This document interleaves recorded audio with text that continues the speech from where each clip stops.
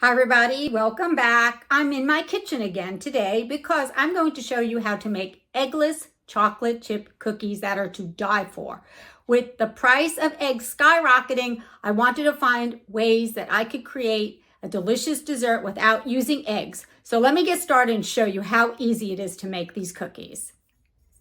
The first thing you need to do is set your oven to 350 degrees. Let that preheat. And you're also going to need a baking tray. Now you can either line it with parchment paper like I will, because that's the way I prefer to do it. I do have a baking mat. I just like the parchment paper better. But if you have a silicone baking mat, you prefer that method, go that route. I like to have all my ingredients lined up and ready to go, along with my mixer.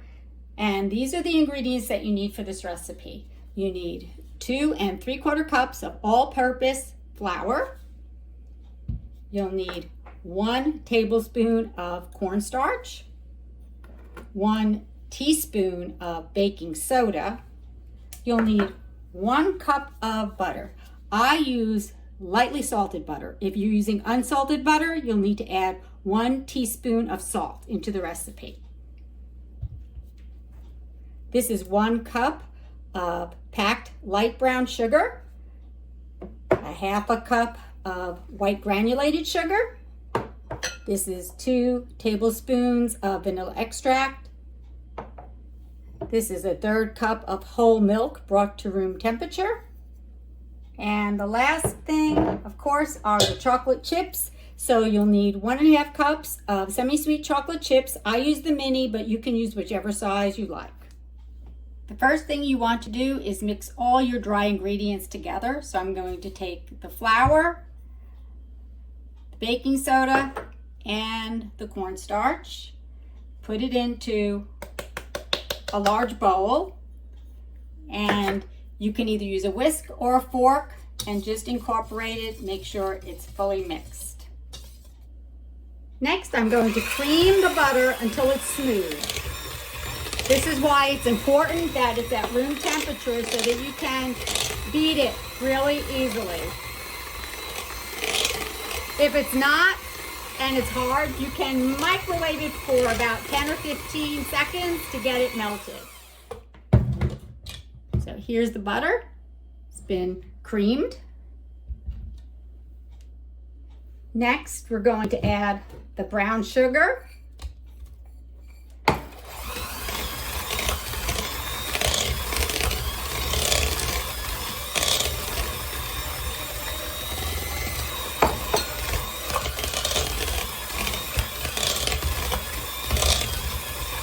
And the granulated sugar as well.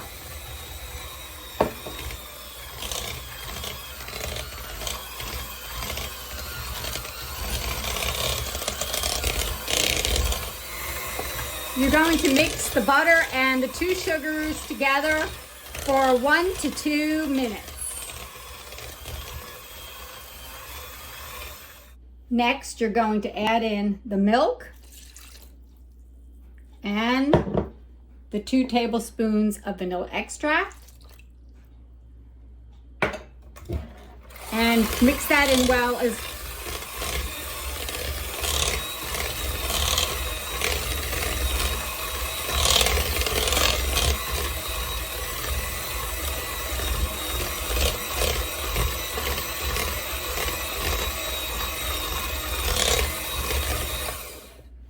make sure you scrape down the sides of the bowl and that you get everything totally incorporated.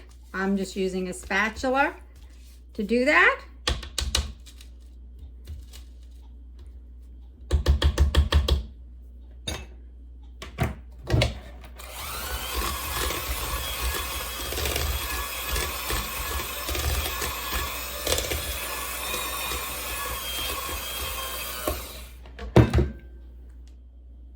Now it's time to mix in the dry ingredients. This is the cornstarch, the baking soda, and the flour.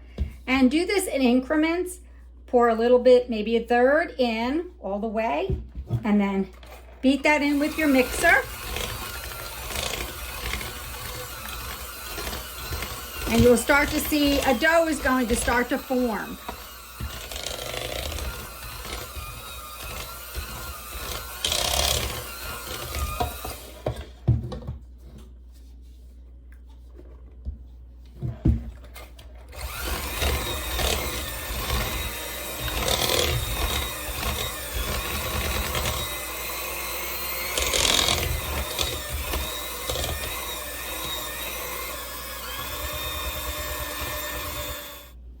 Again, make sure you scrape down the sides as you go along. This is the last bit of flour to make the dough.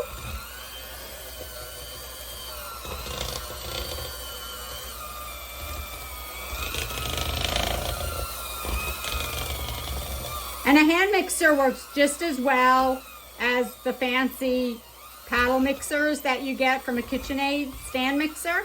So don't worry about it. You can make this with a hand mixer.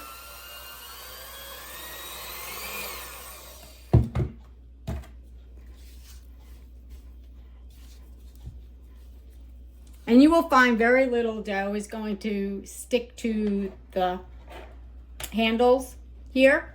So you don't have to do a lot of scraping. So the beaters aren't going to be, you know, full of batter. Don't worry about that.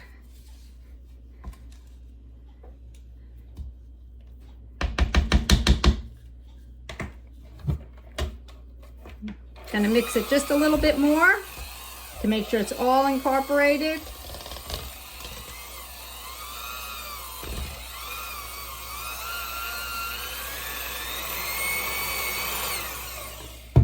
Okay. The last step says to incorporate these chocolate chips in on low speed on your mixer, but you can also just blend them in with a spatula if you think it's too intense using it on the mixer speed. I just use the spatula. I feel it works just as well, and I'm sure that none of these little chocolate chips are going to become chocolate crumbles. So that's my take on that. If you want to use your mixer, go right ahead, but with the minis I prefer to use my hand and the spatula to lightly fold the chips in. And it works just fine. It's just a little, you need a little bit of strength, that's all.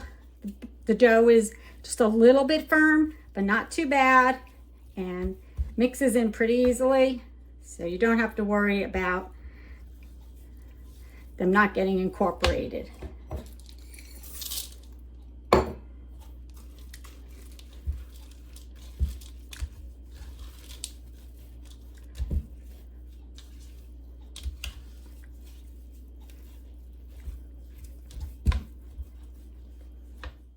Now the instructions say to use a 1.5 tablespoon cookie scoop, which I don't own and I'm just not going to buy one. I just use my tablespoon and I just scoop it out and then push it off the spoon here like so.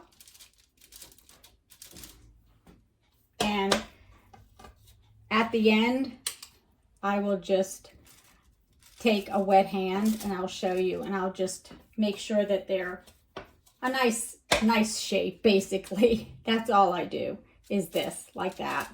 And they're fine, just like that. If I need to add a little dough to some of them, I do. It's not very hard to do it this way.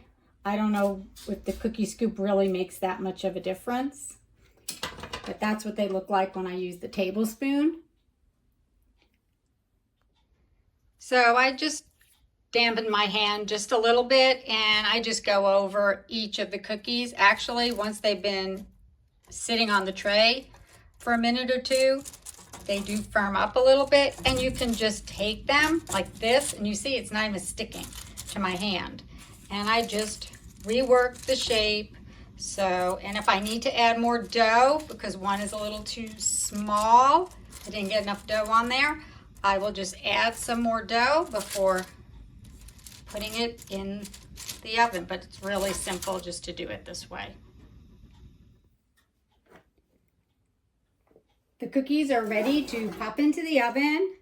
I have 12 on this tray. It makes between 36 and 40 cookies. You'll bake them for 10 to 12 minutes. They should be set atop, brown on the edges. And I'm going to set my timer for 11 minutes. I'll go in between and then check them. I'm ready to pull the cookies out of the oven. They've been in for 12 minutes. They look good. And now they just need to set on the baking tray for 5 to 10 minutes, and then I'm going to transfer them over to a wire rack. What I do instead of trying to take each individual cookie off the parchment paper is I just move my tray close to the wire rack and I gently pull the whole thing onto the wire rack like that and let the cookies continue cooling. And then I set up a new piece of parchment and finish cooking the remainder of the cookie dough. The cookies are finished and they're out of the oven. So this is what they look like. They came out really nice.